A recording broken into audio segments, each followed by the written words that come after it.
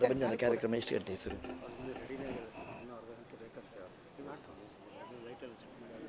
ಬೇಡ ಬೇಡ ಸಾಕು. ಅಲ್ಲ ಅವರು ಓಡಾಡ್ಲಿಕ್ಕೆ ಶುರು ಮಾಡ್ತಾರೆ ಈಗ ಅವರು.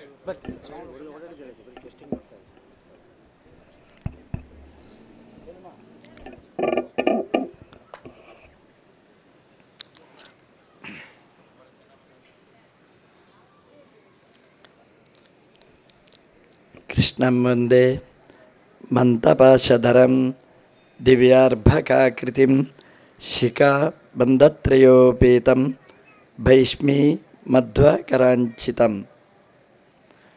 ರಾಘವ ರಾಘವ ರಾಕ್ಷಸ ಶತ್ರು ಮಾರುತಿ ವಲ್ಲಭ ಜಾನಕಿ ಕಾಂತ. ನಮಸ್ತೆ ಪ್ರಾಣೇಶ ಪ್ರಣತ ವಿಭವಾಯಾವ ನಿಮಗಾಹ. ನಮಸ್ವಾಮಿನ್ ರಾಮ ಪ್ರಿಯತಮ ಹನುಮನ್ ಗುರುಗುಣ. ನಮಸ್ತಭ್ಯಂ ಭೀಮ ಪ್ರಬಲತಮ ಕೃಷ್ಣೇಷ್ಟ ಭಗವನ್. ನಮಃ ಶ್ರೀಮನ್ಮಧ್ವಾ ಪ್ರದಿಶ ಸುದೃಶನ್ನೋ ಜಯ ಜಯ. ಮೂಕೋಪಿ ಯತ್ಪ್ರಸಾದೇನ ಮುಕುಂದ ಶಯನಾಯತೆ ರಾಜರಾಜಾಯತೆ ರಿಕ್ತಾಃ ರಾಘವೇಂದ್ರಂ ತಮಾಶ್ರಯೇ. ಬ್ರಹ್ಮಚರ್ಯ ಹರಿಪ್ರೀತಿ ಸುವಿದ್ಯಾವಾದಶಾಲಿನಃ ಇಷ್ಟದಾನ್ ಕಷ್ಟಹರ್ತॄನ್ನಃ ವಿದ್ಯಾಮಾನ್ಯಾನ್ ಮುನೀನ್ ನಮಃ. ಸಮಸ್ತ ಗುರುಭ್ಯೋ ನಮಃ.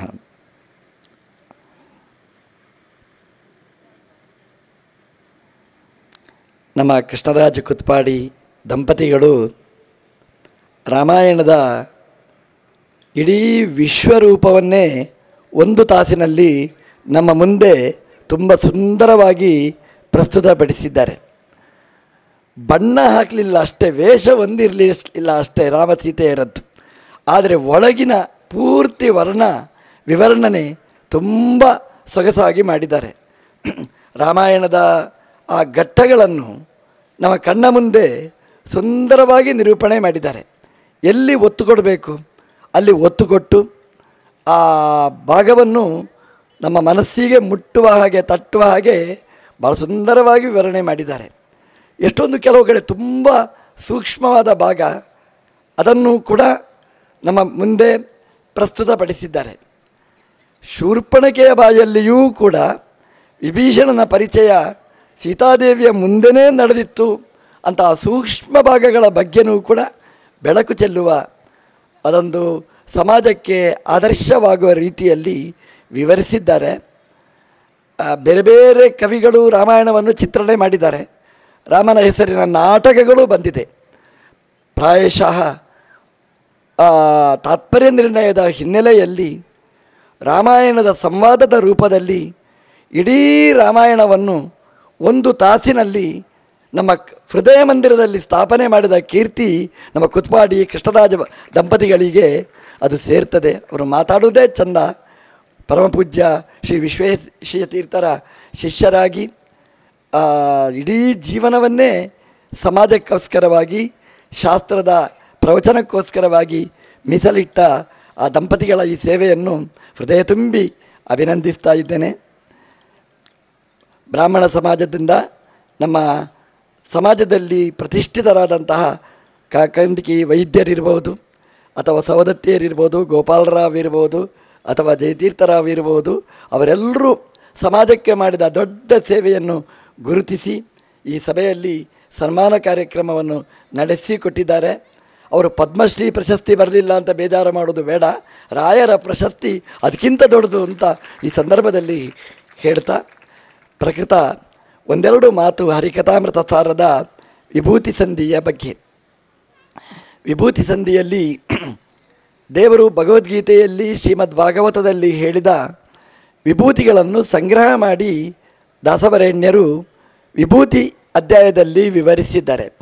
10 ವಿಭೂತಿಗಳು ಅದನ್ನು ನಮ್ಮ ಮನಸ್ಸಲ್ಲಿ ಪಡಿಯಚ್ಚು ಮೂಡಿಸಿದ್ದಾರೆ. ಅಷ್ಟು ವಿಭೂತಿ ರೂಪಗಳನ್ನು ಕೂಡ ಸಂಗ್ರಹ ಮಾಡಿ ನಮ್ಮ ಮುಂದೆ ಪ್ರಸ್ತುತಪಡಿಸಿದ್ದಾರೆ. ಇದು ಒಬ್ಬ ಜ್ಞಾನಿಯ ಸಾಮರ್ಥ್ಯ, ಅವರ ಅಧ್ಯಯನದ ಕ್ರಮ. ಈ ವಿಭೂತಿ ಅಧ್ಯಾಯದಲ್ಲಿ ನಾವು ನೋಡಬೇಕಾದ್ದು ಸಜಾತೀಯ ವಿಜಾತೀಯ, ಖಂಡ ಅಖಂಡ ಆಹಿತ ಈ 5 ವಿಭೂತಿಗಳನ್ನು ನೋಡಬೇಕು. 5 ವಿಭೂತಿ ರೂಪಗಳನ್ನು ನೋಡಿದ್ದೇವೆ. 5 ವಿಭೂತಿ ರೂಪಗಳನ್ನು ನಾವು ನೋಡಬೇಕಾದ್ದು. ವಿಭೂತಿಯಲ್ಲಿ ಸಜಾತೀಯ ವಿಜಾತೀಯ ಅಂತ ನಮ್ಮ ದೇವರೇ ವಿಭೂತಿ ಅಧ್ಯಾಯದಲ್ಲಿ ಹೇಳಿದ್ದಾನೆ. ಸಜಾತೀಯ ವಿಭೂತಿಗಳನ್ನು ಹೇಳಿದ್ದಾನೆ. ಇಂದ್ರನಲ್ಲಿ ಭಗವಂತನ ವಿಭೂತಿ ರೂಪ ಇದೆ. ಇಂದ್ರ ಅಂದರೆ 3 ಲೋಕವನ್ನು ಪಾಲನೆ ಮಾಡತಕ್ಕಂತಹ ಒಂದು ಶಕ್ತಿ. 3 ಲೋಕ ಅಲ್ಲ, ನಮ್ಮ ದೇಶವನ್ನೇ ಒಬ್ಬ ಆಳಿದ ಅಂತಾದರೆ, ಚೆನ್ನಾಗಿ ಆಳಿದ ಅಂತಂದರೆ, ಕೊರೋನಾದಂಥ ಪ್ರಸಂಗದಲ್ಲಿಯೂ ಕೂಡ ಬೇರೆ ಶ್ರೀಮಂತ ದೇಶಗಳಿಗೆ ಕೊರೋನಾ ಬಾಧಿಸಿದರೂ ನಮ್ಮ ಭಾರತಕ್ಕೆ ಬಾಧಿಸಲಿಲ್ಲ ಅಂತ ಮಾಡಿದ ಒಬ್ಬ ನಾಯಕನನ್ನು ನಾವು ಎಷ್ಟು ಹೊಗಳ್ತೇವೆ. ಯಾಕೆಂದರೆ ನಮ್ಮ ಭಾರತ ದೇಶಕ್ಕೆ ತುಂಬ ಮಾಡಿದ್ದಾರೆ ಅಂತ. ಭಾರತ ದೇಶ ಮಾತ್ರ ಅಲ್ಲ, 3 ಲೋಕವನ್ನು ಆಳ್ತಾನೆ ಅಂತಂದರೆ ಅದು ಎಷ್ಟು ದೊಡ್ಡ ಪದವಿ. ಅದು ಇಂದ್ರ. ಆ ಇಂದ್ರ ಪದವಿಯನ್ನು ಪುರಂದರನಿಗೆ ನೀಡಿದ್ದಾನೆ. ಅದು ಭಗವಂತ ಮಾಡಿದ ದೊಡ್ಡ ಅನುಗ್ರಹ.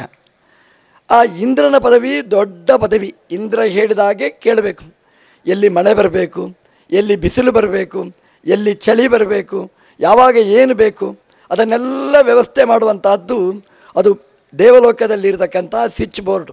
ಅವರು ಸ್ವಿಚ್ ಹಾಕಿದರೆ ನೀರು ಬರ್ತದೆ. ಇಲ್ಲಿ ಅವರು ಸ್ವಿಚ್ ಹಾಕಿದ್ರೆ ನೀರು ಬರುವುದಿಲ್ಲ. ನಾವು ಕಣ್ಣೀರು ಹಾಕಬೇಕು ಅಷ್ಟೇ, ನೀರಿಲ್ಲ ಮಳೆ ಇಲ್ಲ ಅಂತ. ನೀರು ಬರಬೇಕಾಗಿದ್ದರೆ ಬೋರ್ವೆಲ್ ಸ್ವಿಚ್ ಇರೋದು ಇಂದ್ರನ ಹತ್ರ. ಇಂದ್ರ ಸ್ವಿಚ್ ಹಾಕಿದ ಅಂತಂದರೆ ಅದು ಎಷ್ಟು ನೀರು. ನಮ್ಮ ದೇವರು ಗೋವರ್ಧನ ಪರ್ವತವನ್ನು ಎತ್ತಿ ಹಿಡಿದು ಗೋವಳರನ್ನು ರಕ್ಷಣೆ ಮಾಡಿದ. ಇಂದ್ರನಿಗೆ ಅವಮಾನ ಆಯಿತು, ನನಗೆ ಪೂಜೆ ಮಾಡಲಿಲ್ಲ ಅಂತ. ಇಂದ್ರ ದೇವಲೋಕದ ಬೋರ್ವೆಲ್ ಸ್ವಿಚ್ ಆನ್ ಮಾಡಿದ. ನೀರು ಬಂತು.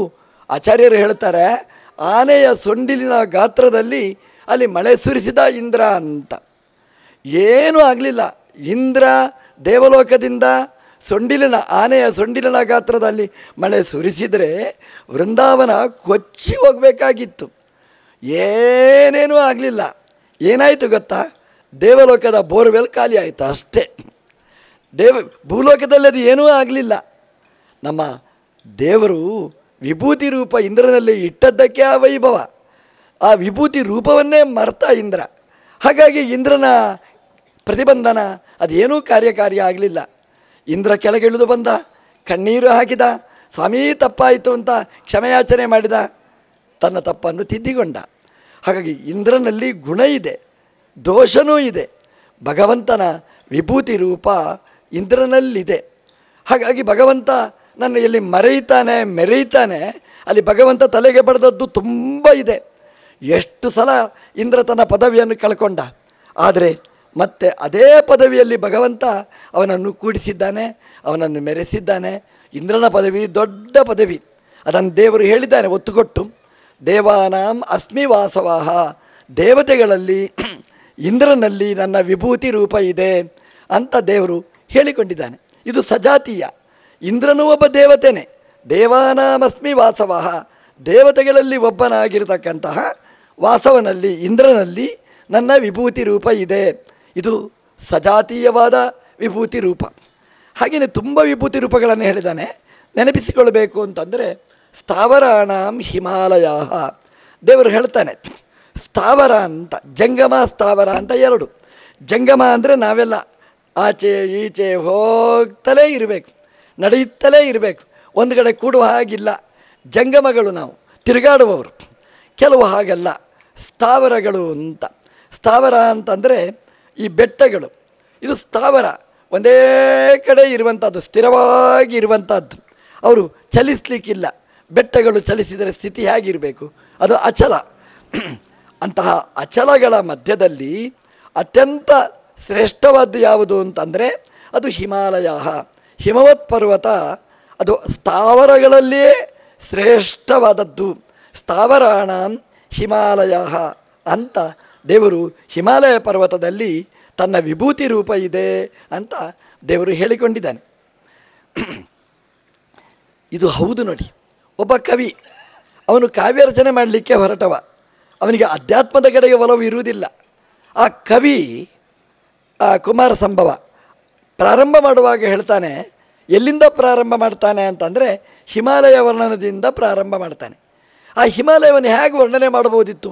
ತುಂಬ ವೃಕ್ಷಗಳಿವೆ, ಪುಷ್ಪಗಳಿವೆ, ಎಂಥ ಮಣ್ಣು, ಎಂಥ ಕಲ್ಲು, ಹೀಗೆ ವರ್ಣನೆ ಮಾಡಬೇಕು. ಆ ಕವಿ ಹೇಗೆ ವರ್ಣನೆ ಮಾಡ್ತಾನೆ ಅಂತಂದರೆ, ಅಸ್ತ್ಯುತ್ತರಸ್ಯ ದಿಶಿ ದೇವತಾತ್ಮ ಹಿಮಾಲಯೋ ನಾಮ ನಗಾದಿರಾಜ. ಅವ ಹೇಳೋದು ಹೇಗೆ ಅಂತಂದರೆ, ನಾನು ಹಿಮಾಲಯ ಪರ್ವತವನ್ನು ಕಂಡೆ. ಅಲ್ಲ, ಅದು ಹಿಮಾಲಯ ಅಲ್ಲ, ಒಂದು ದೇವತೆ ಅಂತ ಅದನ್ನು ಹೇಳ್ತಾನೆ. ದೇವತಾತ್ಮ, ದೇವತೆಯ ಸ್ವರೂಪ ಅದು. ಹಿಮವತ್ ಪರ್ವತ ಅಲ್ಲ, ಒಂದು ದೇವತೆನೇ ಅಲ್ಲಿ ಬಂದು ಸ್ಥಾವರವಾಗಿ ನಿಂತಿರ್ತಕ್ಕಂಥದ್ದು. ಅಂದರೆ ದೇವತ್ವವನ್ನು ಒಬ್ಬ ಕವಿ ಕಂಡಿದ್ದಾನೆ, ಕಾಳಿದಾಸ ಕಂಡಿದ್ದಾನೆ. ಅದು ಸುಳ್ಳಲ್ಲ. ಆ ಹಿಮವತ್ ಪರ್ವತದಲ್ಲಿ ಏನಿದೆ ಏನಿಲ್ಲ ಹೇಳುವ ಹಾಗೇ ಇಲ್ಲ. ಯಾಕೆ ಅಂತಂದರೆ ಎಲ್ಲ ರತ್ನಗಳಿರುವುದು ಅಲ್ಲಿ, ಎಲ್ಲ ಔಷಧಗಳಿರುವುದು ಅಲ್ಲಿ. ಎಂತೆಂಥ ಔಷಧಗಳು ರಾಮಾಯಣದಲ್ಲಿ ಎಂತೆಂಥ ಔಷಧಗಳನ್ನು ಪಟ್ಟಿ ಮಾಡಿದ್ದಾರೆ. ಈ ಎಲುಬು ತುಂಡಾದರೆ ಆಪ್ರೇಷನ್ ಗೀಪ್ರೇಷನ್ ಡಾಕ್ಟ್ರುಗಳಿಗೆಲ್ಲ ಕೆಲಸನೇ ಇಲ್ಲ. ಆ ಸಂಜೀವನ ಪರ್ವತದಲ್ಲಿ ಔಷಧ ಇದೆ. ಆ ಔಷಧವನ್ನು ಹಚ್ಚಿಕೊಂಡ್ರೆ ತುಂಡಾದ ಎಲುಬು ಒಟ್ಟು ಸೇರ್ತದೆ. ಬಣ್ಣ ಹೋಗೋದು ವಿವರಣ, ಒಂದು ಬಣ್ಣ ಚೇಂಜ್ ಆಯಿತು ಅಂತ ಇಟ್ಟುಕೊಳ್ಳಿ, ಒಂದು ಕಜ್ಜಿ ಆಯಿತು, ಹುಣ್ಣಾಯಿತು, ಬಣ್ಣ ಕಪ್ಪಾಯಿತು ದೇಹದಲ್ಲಿ. ಆ ಗಿಡ ಮೂಲಿಕೆಯನ್ನು ಹಚ್ಚಿದರೆ ಸವರ್ಣಕರಣೀತತ, ಮೊದಲನೇದೇ ಬಣ್ಣ ಅದರಲ್ಲಿ ಬರ್ತಿತ್ತು. ಇಂತಹ ಔಷಧಿಗಳು ಹಿಮಾಲಯದಲ್ಲಿದೆ. ಮೃತ ಸಂಜೀವಿನಿ ಪರ ಅಂತ ಹೇಳ್ತಾರೆ. ಮೃತ ಸಂಜೀವಿನಿ ಅದು ಸಿಕ್ಕಿದ್ರೆ ನಾವು ಹೀಗಿರ್ತಲೇ ಇರಲಿಲ್ಲ. ಮೃತ ಸಂಜೀವಿನಿ ಅಂತಂದರೆ ಸಾಯಲಿಕ್ಕೆ ಯಾರೂ ಸಾಯುವುದಿಲ್ಲ ಅಂತೆ ಸಂಜೀವಿನಿ ಪರ್ವತದ ಔಷಧ ಸ್ವೀಕಾರ ಮಾಡಿದರೆ. ಅಷ್ಟೇ ಅಲ್ಲ, ಒಬ್ಬ ಸತ್ತಿದ್ದಾನೆ ಅಂತ ಇಟ್ಟುಕೊಳ್ಳಿ, ಅವನ ಬಾಯಿಗೆ ಈ ಸಂಜೀವಿನಿ ಔಷಧವನ್ನು ಹಾಕಿದರೆ ಅವನು ಎದ್ದು ಕೂತು ಬಿಡ್ತಾನಂತೆ. ಸತ್ತವರನ್ನು ಬದುಕಿಸುವ ಶಕ್ತಿ ಮೃತ ಸಂಜೀವಿನಿಗಿದೆ ಅಂತೆ. ಇದು ಸುಳ್ಳಲ್ಲ, ರಾಮಾಯಣ ದಾಖಲೆ ಮಾಡಿದೆ. ಸತ್ತಂತಹ ಕಪಿಗಳನ್ನು ಸಂಜೀವಿನಿ ಔಷಧವನ್ನು ಹನುಮಂತ ದೇವರ ಮೂಲಕ ತರಿಸಿ ಅವರ ಬಾಯಿಗೆ ಹಾಕಿಸಿ ಅವರನ್ನು ಬದುಕಿಸಿದ್ದಾನೆ. ಮೃತ ಸಂಜೀವಿನಿ ಪರ, ಸತ್ತವರನ್ನು ಬದುಕಿಸುವಂತಹ ಔಷಧಿಗಳು ಅದೆಲ್ಲ ಹಿಮವತ್ ಪರ್ವತದಲ್ಲಿದೆ ಅಂತ. ಹಿಮವತ್ ಪರ್ವತದಲ್ಲಿ ಏನಿಲ್ಲ, ಎಲ್ಲವೂ ಇದೆ. ಅಯ್ಯೋ, ಹಾಗಾದರೆ ನಾವು ನೋಡಬೇಕಲ್ಲ, ನಮಗೆ ಸಿಗುತ್ತಾ? ನಮಗೆ ಸಿಗುತ್ತೆ ಅಂತ ಹೇಳುತ್ತೆ. ಹೇಗೆ ಸಿಗುತ್ತೆ? ಶಾಸ್ತ್ರದಲ್ಲಿ ಹೇಳ್ತಾರೆ, ಔಷಧಂ ಜಾಹ್ರವೀ ತೋಯಂ ವೈದ್ಯೋ ನಾರಾಯಣೋ ಹರಿಹಿ ಅಂತ. ಔಷಧ ಯಾವುದು ಅಂದರೆ ಜಾಹ್ನವಿ ಅಂತ. ಗಂಗಾ ತೀರ್ಥ ಬರೀ ನಮ್ಮನ್ನು ಪಾಪದಿಂದ ಪರಿಶೋಧನೆ ಮಾಡುವುದು ಅಷ್ಟೇ ಅಲ್ಲ, ಒಳ್ಳೆಯ ಆರೋಗ್ಯವನ್ನು ಕೊಟ್ಟು ರೋಗ ಪರಿಹಾರ ಮಾಡಿ ನಮಗೆ ಒಳ್ಳೆಯ ಟಾನಿಕ್ಕಾಗಿ ನಮಗೆ ಶಕ್ತಿಯನ್ನು ಕೊಡ್ತದೆ ಅಂತ. ಆ ಗಂಗೆಗೆ ಅಷ್ಟು ಶಕ್ತಿಯಲ್ಲಿಂದ? ಅದು ಹೇಳಿದರು ಅದರ ಅಪ್ಪನ ಜೀನ್ಸಲ್ಲಿ ಬಂದದ್ದು ಅಂತ. ಅದರ ಅಪ್ಪ ಯಾರು? ಹಿಮಾಲಯ ಪರ್ವತ. ಹಿಮವತ್ ಪರ್ವತದಿಂದ ಹರಿದು ಬರ್ತಾಳೆ ಗಂಗಾದೇವಿ. ಹಿಮವತ್ ಪರ್ವತದಲ್ಲಿದ್ದದನ್ನೆಲ್ಲ ಹಿಡ್ಕೊಂಡು ಬರ್ತಾಳೆ ಅಪ್ಪನ ಮನೆಯಿಂದ. ಹಿಮವತ್ ಪರ್ವತದಲ್ಲಿ ಏನಿದೆ? ಗಿಡಮೂಲಿಕೆಗಳೆಲ್ಲ ಇವೆ. ಅದರ ಸತ್ವವನ್ನು ಪಡೆದು ಆ ಗಂಗೆ ಹರಿತಾ ಇರ್ತಾಳಂತೆ. ಅದಕ್ಕೆ ಹಿರಿಯರು ಹೇಳಿದರು, ಔಷಧಂ ಜಾಹ್ನವೀ ತೋಯಂ, ಔಷಧ ಜಾಹ್ನವೀ ತೋಯ ಅಂತ. ಹಾಗಾಗಿ ನಾವು ಗಂಗೆಯಲ್ಲಿ ಸ್ನಾನ ಮಾಡುವುದು ಮಾತ್ರ ಅಲ್ಲ, ಗಂಗೆಯಲ್ಲಿ ಸ್ನಾನ ಮಾಡಿದ ಮೇಲೆ ಅದನ್ನು ಪಾತ್ರೆಯಲ್ಲಿ ತುಂಬಿಸಿ ಅದನ್ನು ಮುಚ್ಚಿ ತಂದು ಮನೆಯಲ್ಲಿಟ್ಟು ದಿನಾ ಪೂಜೆ ಮಾಡ್ತೇವೆ ಅಂತ. ಆ ಗಂಗೆಗೆ ಎಷ್ಟು ಶಕ್ತಿ ಅಂತಂದರೆ ಅದನ್ನು ಪೂಜೆ ಮಾಡಿದರೂ ಕೂಡ ಇಡೀ ಮನೆಗೆ ಆರೋಗ್ಯ ಕೊಡುವ ಶಕ್ತಿ ಆ ಗಂಗೆಗಿದೆ ಅಂತ ಆ ಪೂಜ್ಯ ಭಾವನೆಯಿಂದ ಅದನ್ನು ನಾವು ಪೂಜೆ ಮಾಡ್ತೇವೆ. ಮೊನ್ನೆ ಪ್ರಯಾಗರಾಜದಲ್ಲಿ 63 ಕೋಟಿ ಜನಸಂಖ್ಯೆ ಸ್ನಾನ ಮಾಡಿದ್ದಾರೆ. 1,000 1,00,000 ಅಲ್ಲ, ಕೋಟಿ. ಅಷ್ಟು ಕೋಟಿ ಜನ ಸೇರಿದರೆ ಎಂಥ ಕಾಯಿಲೆಯೂ ಬರಬಹುದು, ಯಾರೂ ಸಾಯಬಹುದು. ಆದರೆ 1.5 ತಿಂಗಳದ ಒಂದು ಮಂಡಲ ಯಾರಿಗೂ ಯಾವ ರೋಗನೂ ಬರಲಿಲ್ಲ ಅಂತಂದರೆ ಆ ಗಂಗೆಯ ಟಾನಿಕ್, ಆ ಗಂಗೆಯ ಔಷಧದ ಸಾಮರ್ಥ್ಯ ಅದೆಷ್ಟಿದೆ ಅಂತ ನಾವು ಚಿಂತನೆ ಮಾಡಬೇಕಾದ್ದು. ಆ ಶಕ್ತಿ ಎಲ್ಲಿಂದ ಬಂತು? ಹಿಮವತ್ ಪರ್ವತದಿಂದ ಬಂತು. ಆ ಹಿಮವತ್ ಪರ್ವತದಲ್ಲಿ ಭಗವಂತನ ವಿಶೇಷವಾದ ವಿಭೂತಿ ರೂಪ ಆ ಹಿಮವತ್ ಪರ್ವತದಲ್ಲಿದೆ. ಅಲ್ಲಿ ಏನಿಲ್ಲ, ಹೇಳಲಿಕ್ಕಾಗೋದಿಲ್ಲ, ಅಂತಹ ಶಕ್ತಿ ಅಲ್ಲಿದೆ. ನಿಮಗೆ ಚಿಕ್ಕ ಒಂದು ಉದಾಹರಣೆ ಹೇಳಬೇಕು ಅಂತಂದರೆ, ಬದರಿಯಲ್ಲಿ 6 ತಿಂಗಳು ಪೂಜೆ ಇರ್ತದೆ. 6 ತಿಂಗಳು ಬಾಗಿಲು ಹಾಕಿರ್ತಾರೆ. ನಮ್ಮ ಸಂಪ್ರದಾಯ ಏನು ಅಂತಂದರೆ, ದೇವಸ್ಥಾನದಲ್ಲಿ ದೇವರ ಸನ್ನಿಧಾನದಲ್ಲಿ ನಂದಾದೀಪ ಉರಿಬೇಕು. ನಮ್ಮ ಮನೆಯಲ್ಲಿಯೂ ಉರಿಯುತ್ತಿತ್ತು. ದೇವರ ಕೋಣೆಯಲ್ಲಿ ದೀಪ ನಿರಂತರ ಉರಿಯುತ್ತಿತ್ತು ಅಂತ ಯಾಕೆ ಹೇಳಿದ್ದು ಅಂದರೆ, ಈಗ ಅದು ಬಿತ್ತು ಅಂತ. ಈಗ ಇಲ್ಲ, ದೀಪನೇ ಇಲ್ಲ. ಯಾವಾಗ ಎಲೆಕ್ಟ್ರಿಕ್ ಸಿಟಿ ಬಂತು, ಆ ದೀಪ ಎಲ್ಲ ಮಣ್ಣಪಾಲ ಆಯಿತು. ಸ್ವಿಚ್ ಆನ್ ಮಾಡೋದು, ಸ್ವಿಚ್ ಆಫ್ ಮಾಡೋದು ಅಂತ. ಮನೆಯಲ್ಲಿ ನಂದಾದೀಪ ಉರಿಬೇಕು ಅಂತ ಹೇಳ್ತಾರೆ. ಯಾವ ಮನೆಯಲ್ಲಿ ನಂದಾದೀಪ ನಿರಂತರ ಉರಿತಾ ಇರ್ತದೆ, ಆ ಮನೆಯಲ್ಲಿ ಸಂತೋಷ, ಸಮೃದ್ಧಿ, ಸಂಪತ್ತು ಅದೆಲ್ಲ ನಿರಂತರವಾಗಿ ಆನಂದಮಯವಾಗಿ ಇರ್ತದೆ ಅಂತ ನಮ್ಮ ಶಾಸ್ತ್ರಗಳ ಸಂಪ್ರದಾಯ. ಆ ದೀಪ ಬರೀ ದೇವರ ಕೋಣೆಯನ್ನಲ್ಲ, ದೇವರ ಕೋಣೆಯಲ್ಲಿದ್ದ ದೀಪ ಅದು ಇಡೀ ಮನೆಗೆ ಪ್ರಜ್ವಲಿಸಿ ಇಡೀ ಮನೆಯ ಜವಾಬ್ದಾರಿಯನ್ನು ಅದು ಹೊರ್ತದೆ ಅಂತ. ಹಾಗಾಗಿ ಊರಿನ ಜವಾಬ್ದಾರಿ ದೇವಸ್ಥಾನಕ್ಕಿರ್ತದೆ. ಹಾಗಾಗಿ ದೇವರ ಮುಂದೆ ದೀಪವನ್ನು ಉರಿಸುವಂತಹ ಸಂಪ್ರದಾಯ ನಮ್ಮಲ್ಲಿದೆ. ನಾವೇನು ಮಾಡ್ತೇವೆ ಇವತ್ತು ಅಂದರೆ, ಪೂಜಾರಿ ಹೋಗುವಾಗ ದೀಪ ಹಿಡ್ಕೊಂಡು ಹೋಗ್ತಾನೆ, ಬರುವಾಗ ನಂದಿಸಿ ಬರ್ತಾನೆ. ಅಲ್ಲ, ನಂದಿ ಇರ್ತದೆ ಅಲ್ಲಿ, ಎಣ್ಣೆ ಇರುವುದು ಅಷ್ಟೇ, ಹಾಕುವುದೇ ಅಷ್ಟೇ. ಬದರಿಯಲ್ಲಿ 6 ತಿಂಗಳು ಪೂಜೆ ನಡೆಯುತ್ತದೆ. 6 ತಿಂಗಳು ದೇವತೆಗಳು ಪೂಜೆ ಮಾಡ್ತಾರೆ. 6 ತಿಂಗಳು ಮನುಷ್ಯನ ಪೂಜೆ, 6 ತಿಂಗಳು ದೇವತೆಗಳ ಪೂಜೆ. ಮನುಷ್ಯನ ಆಸೆ ಜಾಸ್ತಿ ಆಗಿದೆ. ಈ ಕೇದಾರದಲ್ಲಿಯೂ ಹಾಗೇನೆ, ಅಲ್ಲಿ 6 ತಿಂಗಳು ಮನುಷ್ಯನ ಪೂಜೆ, 6 ತಿಂಗಳು ದೇವತೆಗಳ ಪೂಜೆ. ಮನುಷ್ಯನಿಗೆ ದುಡ್ಡಿನ ಆಸೆ ಜಾಸ್ತಿ ಆಯಿತು. 6 ತಿಂಗಳು ಬಿಟ್ಟ, 9 ತಿಂಗಳು ಅಂತ ಮಾಡಿದ. ಎಂಥ ಉತ್ಪಾತ ಬಂತು! ಇಡೀ ಕೇದಾರವೇ ಮುಳುಗುವಷ್ಟು ಮಳೆ ಪ್ರವಾಹ ಬಂತು. ಯಾವತ್ತೂ ಅಷ್ಟೇ, ಪ್ರಕೃತಿ ನಿಯಮವನ್ನು ಮೀರಿ ಹೋಗಬಾರ್ದು. 6 ತಿಂಗಳು ಪೂಜೆ, 6 ತಿಂಗಳು ಬಾಗಿಲು ಹಾಕಿರ್ತಾರೆ. ಆದರೆ 6 ತಿಂಗಳು ಬಾಗಿಲು ಹಾಕಿದರೆ ದೇವತೆಗಳು ಪೂಜೆ ಮಾಡುವಾಗ ನಂದಾದೀಪ ಉರಿತಾ ಇರ್ತದೆ. ದೀಪ ಶಾಂತ ಆಗುವುದಿಲ್ಲ ಅಂತ. ದೇವರ ಕೋಣೆಗೆ ಬೀಗ ಹಾಕುವಾಗಲೂ ದೀಪ ಹಚ್ಚಿಟ್ಟಿರ್ತಾರೆ. ತುಂಬ ಎಣ್ಣೆ ಹಾಕಿ ಅಲ್ಲಿ ದೀಪ ಹಚ್ಚಿರ್ತಾರೆ. ಅದು ಅಕ್ಷಯ ತೃತೀಯ ದೇವರ ಬಾಗಿಲು ತೆಗೆದರೆ ಆ ದಿವಸ ನಾವು ನೋಡಿದರೆ ಆ ನಂದಾದೀಪ ನಂದದೆ ಉರಿತಾ ಇರ್ತದೆ. 6 ತಿಂಗಳು ನಂದಾದೀಪ ಉರಿಬೇಕು ಅಂತಂದರೆ ಅದು ಏನು ಶಕ್ತಿ ಹೇಳಿ? ದೇವತೆಗಳು ದೀಪ ತುಪ್ಪ ಹಾಕ್ತಾರೆ, ಅದು ಬೇರೆ. ಅದರ ಜೊತೆಗೆ ಆ ದೀಪ ಉರಿಯದೇ ಇದ್ದ ಹಾಗೆ ಆ ತೈಲದಲ್ಲಿ ಅಲ್ಲಿ ಆ ಔಷಧದ ಗುಣ ತುಂಬಿಕೊಂಡಿರ್ತದೆ. ಆ ಹಿಮಾವತ್ ಪರ್ವತದ ಗಿಡಮೂಲಿಕೆಗಳನ್ನು ತಂದು ಅದನ್ನು ಅದರಲ್ಲಿ ಸೇರಿಸಿ ಆ ನಂದಾದೀಪವನ್ನು ಉರಿಸ್ತಾರೆ. 6 ತಿಂಗಳು ಉರಿಯುವ ದೀಪ ಅದು ಶಾಂತ ಆಗುವುದಿಲ್ಲ ಅಂತಂದರೆ ಅದು ಹಿಮವತ್ ಪರ್ವತದ ವೈಭವ. ಅಲ್ಲಿ ದೇವತೆಗಳಿರ್ತಾರೆ, ಅಲ್ಲಿ ಎಲ್ಲ ಗಂಧರ್ವರುಗಳಿರ್ತಾರೆ, ತಪಸ್ವಿಗಳಿರ್ತಾರೆ. 6 ತಿಂಗಳಲ್ಲಿ ಸಾಧನೆ ವಿಶೇಷವಾಗಿ ನಡೆಸ್ತಾರೆ. ಹಿಮವತ್ ಪರ್ವತ ಎಂಬಂತಹದ್ದು ಅದು ದೊಡ್ಡ ಸಾಧಕರ ತಾಣ. ಅದು ಅಲ್ಲಿ ವಿಶೇಷವಾದ ಸಾಧನೆ ಅಲ್ಲಿ ನಡೀತಾ ಇರ್ತದೆ. ಅದನ್ನೇ ನಮ್ಮ ದೇವರು ಸ್ಥಾವರಾಣಂ ಹಿಮಾಲಯ, ಸ್ಥಾವರದಲ್ಲಿ ಹಿಮಾಲಯದಲ್ಲಿ ನನ್ನ ವಿಭೂತಿ ರೂಪ ಅಲ್ಲಿದೆ ಅಂತ ಭಗವಂತ ಉಲ್ಲೇಖ ಮಾಡ್ತಾನೆ. ಇದು ಸಜಾತೀಯ ದೇವತೆ. ಸ್ಥಾವರದಲ್ಲಿ ಹಿಮವತ್ ಪರ್ವತನೂ ಒಂದು ಸ್ಥಾವರ. ಆ ಸ್ಥಾವರದಲ್ಲಿ ಭಗವಂತನ ವಿಭೂತಿ ರೂಪವನ್ನು ವರ್ಣನೆ ಮಾಡಿದ್ದಾರೆ. ವಿಜಾತೀಯ ವಿಭೂತಿ ರೂಪವನ್ನು ವಿವರಣೆ ಮಾಡಿದ್ದಾರೆ. ವಿಜಾತೀಯ ವಿಭೂತಿ ರೂಪದಲ್ಲಿ ದೇವರು ಕೊಟ್ಟ ಉದಾಹರಣೆ, ಅದರಲ್ಲಿ ನಕ್ಷತ್ರಾಣ ಅಹಂ ಶಶಿ ಅಂತ ಹೇಳ್ತಾನೆ. ನಕ್ಷತ್ರಗಳಲ್ಲಿ ನಾನು ಚಂದ್ರ ಅಂತ. ನಾವು ಭೂಮಂಡಲದಲ್ಲಿ ನೋಡ್ತೇವೆ, ಭೂಮಿಯಲ್ಲಿ ಬಹುಚಿತ್ರ ಜಗತ್ತು ಅಂತ ನಮ್ಮ ಆಚಾರ್ಯರು ವಿವರಣೆ ಮಾಡಿದ್ದಾರೆ. ಭಗವಂತನ ಶಕ್ತಿಯನ್ನು ನೋಡಬೇಕಾದ್ರೆ ಪ್ರಪಂಚ ಸುತ್ತಾಡಬೇಕು ಅಂತ.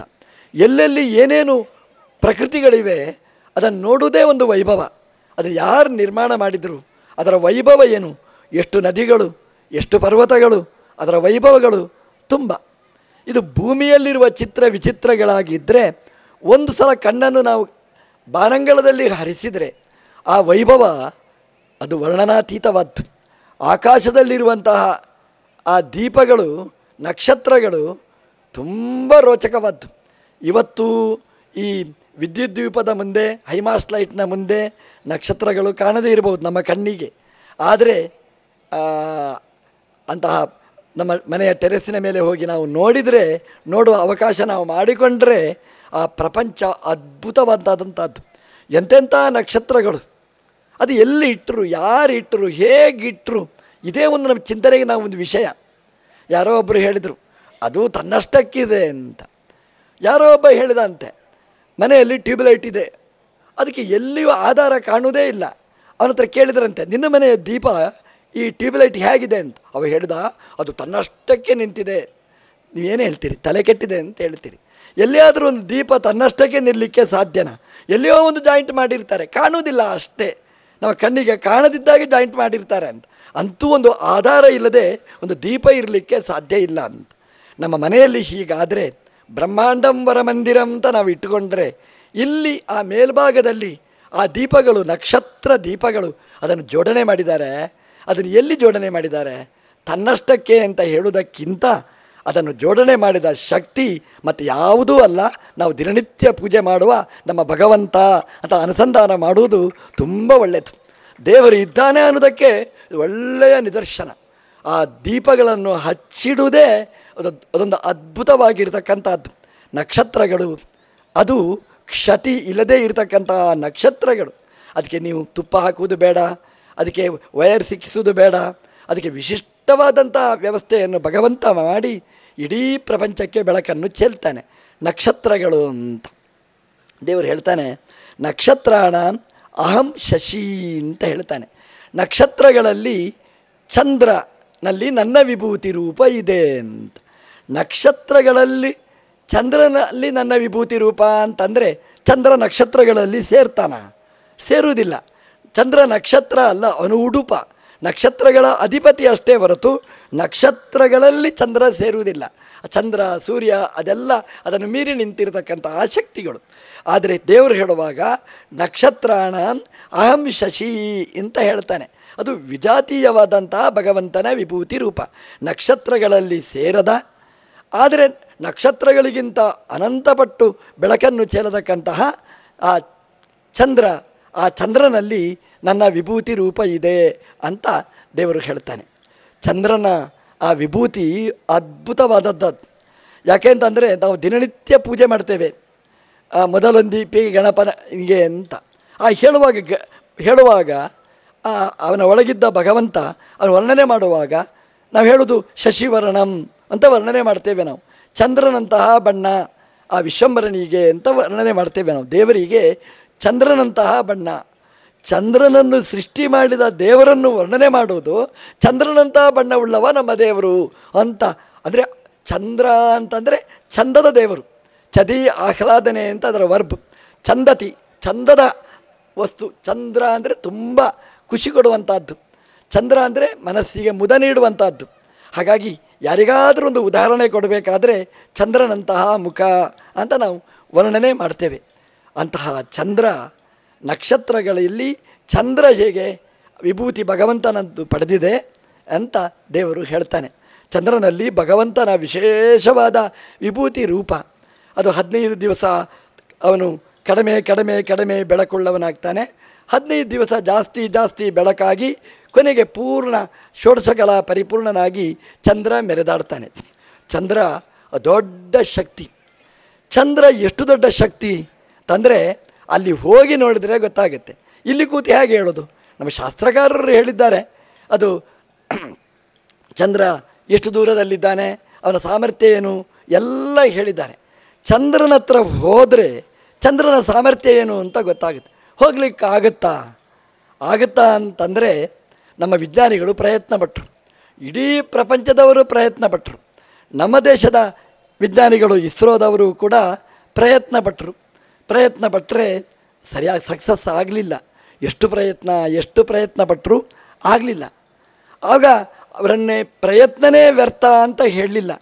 ಆದರೆ ಅವರನ್ನು ಎಲ್ಲರೂ ಪ್ರೋತ್ಸಾಹಿಸಿದರು. ಯಾವಾಗಲೂ ಅಷ್ಟೇ, ಎತ್ತರಕ್ಕೆ ಏರಬೇಕಾಗಿದ್ದರೆ ಮೊದಲನೇ ಸಲನೇ ಎತ್ತರಕ್ಕೆ ಏರಲಿಕ್ಕಾಗೋದಿಲ್ಲ. ಮತ್ತೆ ಮತ್ತೆ ಪ್ರಯತ್ನ ಪಡಬೇಕು. ತೆಂಗಿನ ಮರ ಹತ್ತಿದರೆ ಅಭ್ಯಾಸ ಇಲ್ಲದ ಹತ್ತಿದರೆ 1 ಅಡಿ ಏರ್ತಾನೆ, ಮತ್ತು 2 ಅಡಿ ಇಳೀತಾನೆ. ಪ್ರಯತ್ನ ಪಟ್ಟರೆ ಆ ತುದಿ ತನಕ ಹೋಗಿ ಅಲ್ಲಿಯ ಎಳ್ನೀರು ಹಿಡ್ಕೊಂಡು ಬಂದು ಕುಡಿಸಲಿಕ್ಕೆ ಸಾಧ್ಯ. ಎತ್ತರಕ್ಕೆ ಹೋಗಬೇಕಾದ್ರೆ ಒಂದೇ ಪ್ರಯತ್ನ ಸಾಕಾಗುವುದಿಲ್ಲ, ಹತ್ತಾರು ಪ್ರಯತ್ನ ಮಾಡಿದರೆ ಎತ್ತರಕ್ಕೆ ಏರಲಿಕ್ಕೆ ಸಾಧ್ಯ. ನಮ್ಮ ಭಾರತ ದೇಶದ ವಿಜ್ಞಾನಿಗಳು ನಮ್ಮ ಪ್ರಧಾನಮಂತ್ರಿಗಳಿಂದ ಪ್ರೋತ್ಸಾಹಿತರಾಗಿ ಮಾಡಿದ ಮಹಾಪ್ರಯತ್ನದ ಫಲವಾಗಿ ಇವತ್ತು ಇಸ್ರೋದವರು ತಮ್ಮ ರಾಕೆಟನ್ನು ಕಳುಹಿಸಿ ಚಂದ್ರಲೋಕದಲ್ಲಿ ಇಳಿಸಿ ಭಾರತದ ಹೆಸರು ಶಾಶ್ವತವಾಗಿ ಅಲ್ಲಿ ದಾಖಲೆ ಆಗುವ ಹಾಗೆ ಮಾಡಿದ್ದಾರೆ. ಅದು ಚಂದ್ರನಲ್ಲಿ. ಹಾಗಾಗಿ ಅಲ್ಲಿ ಹೆಸರೂ ಬರೆದಿದ್ದಾರೆ ಶಿವಶಕ್ತಿ. ಅದು ಶಿವಶಕ್ತಿ ಅಲ್ಲ, ನಮ್ಮ ಭಾರತ ದೇಶದ ಶಕ್ತಿ. ಇಸ್ರೋದವರು ಅವರ ಮೂಲಕ ಚಂದ್ರಲೋಕಕ್ಕೂ ಹೋಗಿ ಮುಟ್ಟಿದವರು ಅಂತ ಇಡೀ ಪ್ರಪಂಚದಲ್ಲಿ ಪ್ರಸಿದ್ಧವಾದದ್ದು. ನಮ್ಮ ದೇಶದ ಹೆಸರು ಅಲ್ಲಿ ದಾಖಲೆ ಆಗಿರತಕ್ಕಂಥದ್ದು. ಶಿವಶಕ್ತಿ ಯಾಕೆ ಅಂತಂದರೆ, ರುದ್ರ ಅವನು ತನ್ನ ಜಟೆಯಲ್ಲಿ ಚಂದ್ರನನ್ನು ಧಾರಣೆ ಮಾಡಿದ್ದಾನೆ. ಚಂದ್ರನ ಅರ್ಧನಾರೀಶ್ವರನಾದ್ದರಿಂದ ಶಕ್ತಿ ಅವಳು ತನ್ನ ತಲೆಯಲ್ಲಿ ಚಂದ್ರನನ್ನು ಧಾರಣೆ ಮಾಡಿದ್ದಾಳೆ. ಆದರೆ ಅಲ್ಲಿವರೆಗೆ ಹೋಗಿ ಮುಟ್ಟಿದ್ದು ನಮ್ಮ ವಿಜ್ಞಾನಿಗಳ ಸಾಮರ್ಥ್ಯ. ಆದರೆ ಆ ವಿಜ್ಞಾನಿಗಳನ್ನು ಬೆಳೆಸಿದ್ದು ನಮ್ಮ ದೇಶದ ನಾಯಕ ಅಂತ ಹೇಳಲಿಕ್ಕೆ ನಾವು ತುಂಬ ಸಂತೋಷ ನಾವು ಪಡ್ತೇವೆ. ನಕ್ಷತ್ರಾಣ ಅಹಂ ಶಶಿ, ನಕ್ಷತ್ರಗಳಲ್ಲಿ ನಾನು ಚಂದ್ರನಲ್ಲಿ ನನ್ನ ವಿಭೂತಿ ರೂಪ. ನಮ್ಮ ದೇವರನ್ನು ಹೇಳುವಾಗಲೂ ಹಾಗೆ ಹೇಳ್ತೇವೆ ನೋಡಿ. ರಾಮ ಅಂತ ಇಷ್ಟೇ ಹೇಳಿ ನಾವು ನಿಲ್ಲಿಸುವುದಿಲ್ಲ. ರಾಮದೇವರನ್ನು ಹೇಳಬೇಕಾಗಿದ್ದರೆ ರಾಮಚಂದ್ರಾಯ ವೇದಸೆ, ರಾಮಚಂದ್ರ ಅಂತ ಬಾಯಿ ತುಂಬ ನಾವು ಹೇಳ್ತೇವೆ. ರಾಮ ಅಂತ ಹೇಳುವಾಗ ಆ ರಾಮನನ್ನು ಹೇಗೆ ನಾವು ಚಿಂತನೆ ಮಾಡ್ತೇವೆ? ಚಂದ್ರನ ಹಾಗೆ ಅಂತ. ಚಂದ್ರ ಹೇಗೆ ಆಹ್ಲಾದಕ, ತಂಪು ಕೊಡ್ತಾನೆ. ಹಗಲಿಡೀ ನಾವು ಇಳಿಸ್ತಾ ಇರ್ತೇವೆ. ರಾತ್ರಿ ಆಯಿತು ಅಂತಂದರೆ ಚಂದ್ರ ಉದಯಿಸಿದ ಅಂತಂದರೆ ನಮಗೆ ತುಂಬ ಆಹ್ಲಾದ, ತಂಪಾಗಿರ್ತೇವೆ. ಹಾಗೆಯೇ ನಮ್ಮ ಸಂಸಾರದಲ್ಲಿ ದುಃಖದಲ್ಲಿ ಭವದಲ್ಲಿ ನೊಂದಿದ್ದರೆ ನಮ್ಮ ಭವದ ನೋವನ್ನು ಪರಿಹಾರ ಮಾಡಿ ಆನಂದದ ಮುಕ್ತಿಯನ್ನು ಕರುಣಿಸಿ ನಿರಂತರ ಆನಂದವನ್ನು ಕೊಡುವ ದೇವರು ಚಂದ್ರನಂತಹ ರಾಮ ಅಂತ ಹೇಳಲಿಕ್ಕೋಸ್ಕರ ರಾಮಚಂದ್ರ ಅಂತ ಬಾಯಿ ತುಂಬ ನಾವು ಹೇಳ್ತೇವೆ. ಇವತ್ತು ನಮ್ಮ ಕುತ್ಪಾಡಿಯವರು ಹೇಳುವಾಗ ಆ ರಾಮದೇವರ ಕಥೆ ಹೇಳಿದಾಗ ನಾವು ಒಂದು ಸಲ ಅಯೋಧ್ಯೆ ತನಕ ಹೋಗಿ ಬಂದಿದ್ದೇವೆ. ನಾವು ಇವತ್ತು ನಮ್ಮನ್ನು ಅಯೋಧ್ಯೆ ತನಕ ಕರ್ಕೊಂಡು ಹೋಗಿ ಬಂದಿದ್ದಾರೆ. ಇಡೀ ರಾಮದೇವರು ಹೋದ ಜಾಗಗಳನ್ನೆಲ್ಲ ತೋರಿಸಿದ್ದಾರೆ. ಅಯೋಧ್ಯೆಯಿಂದ ರಾಮದೇವರು ಬಂದರು. ಅವರು ಹಾಗಲ್ಲ, ಅವರು ನಮ್ಮ ಕರ್ನಾಟಕದ ಕಿಷ್ಕಿಂಧೆಯಿಂದ ಋಷ್ಯಮುಖದಿಂದ ರಾಮದೇವರನ್ನು ಅಯೋಧ್ಯೆ ತನಕ ಕರ್ಕೊಂಡು ಹೋದ್ದಲ್ಲ, ಕರ್ನಾಟಕದವರನ್ನು ಅಯೋಧ್ಯೆ ತನಕ ಅಲ್ಲಿವರೆಗೆ ಕರ್ಕೊಂಡು ಹೋಗಿ ರಾಮದೇವರ ಜೊತೆಗೆ ಬೆಸಗಿದ್ದಾರೆ. ಇದು ನಮ್ಮ ಭಾರತದ ಶಕ್ತಿ. ರಾಮದೇವರನ್ನು ಅಯೋಧ್ಯೆಯಲ್ಲಿ ಪ್ರತಿಷ್ಠೆ ಮಾಡಿದ ದೊಡ್ಡ ಪುಣ್ಯ ಅದು ನಮಗೆ ದೇವರು ನೀಡಿದ್ದಾನೆ ಅಂತಂದರೆ ಎಂಥ ಭಾಗ್ಯವಂತರು. ಚಂದ್ರ ರಾಮನ ಹೆಸರಿನಲ್ಲಿ ಸೇರಿಕೊಂಡಿದ್ದಾನೆ. ನಕ್ಷತ್ರಾಣ ಅಹಂ ಶಶಿ, ನಕ್ಷತ್ರಗಳಲ್ಲಿ ನಾನು ಶಶಿ ಅಂದರೆ ಚಂದ್ರ. ಇದು ಭಗವಂತನ ವಿಜಾತೀಯವಾದ ವಿಭೂತಿ ರೂಪಕ್ಕೆ ಉದಾಹರಣೆ. ಇನ್ನು ಒಂದು ಉಳಿದಿದೆ, ಅದು ಆಹಿತ. ಅದು ಮತ್ತೆ ನಾಳೆ ಸೇರಿದಾಗ ನೋಡೋಣ ಅಂತ ಹೇಳ್ತಾ ಪ್ರವಚನವನ್ನು ಕೃಷ್ಣಾರ್ಪಣ ಮಸ್ತು.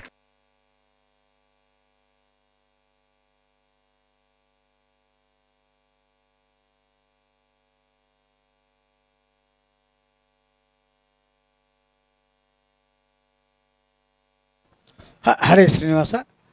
ಅನುಗ್ರಹ ಸಂದೇಶ ನೀಡಿರ್ತಕ್ಕಂಥ ಶ್ರೀಪಾದಂಗಳವರಿಗೆ ಅನಂತ ಅನಂತ ಧನ್ಯವಾದಗಳನ್ನು ಹೇಳ್ತಾ, ಈಗ ಕೆಲವು ಸೇವಾಕರ್ತರಿಗೆ ಪ್ರಸಾದ ಮಂತ್ರಾಕ್ಷತೆ. ಹರೇ ಶ್ರೀನಿವಾಸ. ರಾಘವೇಂದ್ರ ಸಪ್ತಾಹ ಮಹೋತ್ಸವದಲ್ಲಿ ಪ್ರತಿನಿತ್ಯವೂ ಕೂಡ ಫಲಿಮಾರು ಶ್ರೀಪಾದಂಗಳವರ ಬಳಿ ಅಧ್ಯಯನ ಮಾಡ್ತಾ ಇರತಕ್ಕಂತಹ ಪ್ರತಿಯೊಬ್ಬ ವಿದ್ಯಾರ್ಥಿಗಳನ್ನು ಏನು ಅವರಲ್ಲಿ ಕರ್ಕೊಂಡು ಬಂದಿದ್ದಾರೆ, ಅವರಿಂದ ಪ್ರವಚನಗಳನ್ನು ಇಲ್ಲಿ ಬೆಳಗ್ಗೆ ಮೊದಲ ಕಾರ್ಯಕ್ರಮವಾಗಿ ಬೆಳಗ್ಗೆ ಈ ಒಂದು ವೇದಿಕೆಯಲ್ಲಿ ನಡೀತಾ ಬಂದಿದೆ. ಈ ದಿವಸ ಆ ಒಂದು ಪ್ರವಚನ ಮಾಲಿಕೆಯಲ್ಲಿ ಬೆಳಗ್ಗೆ ಪ್ರಹ್ಲಾದ ಚರಿತ್ರೆಯ ಬಗ್ಗೆ ಪ್ರವಚನವನ್ನು ನೀಡಿದಂತಹ ಶ್ರೀ ಸ್ಕಂದಕುಮಾರ್ ಭಟ್ ಅವರು ಬಂದು ಶ್ರೀಗಳವರ ಬಳಿ ಮಂತ್ರಾಕ್ಷತೆಯನ್ನು ಸ್ವೀಕಾರ ಮಾಡಬೇಕು ಅಂತ ಕೇಳ್ಕೊಳ್ತೀನಿ.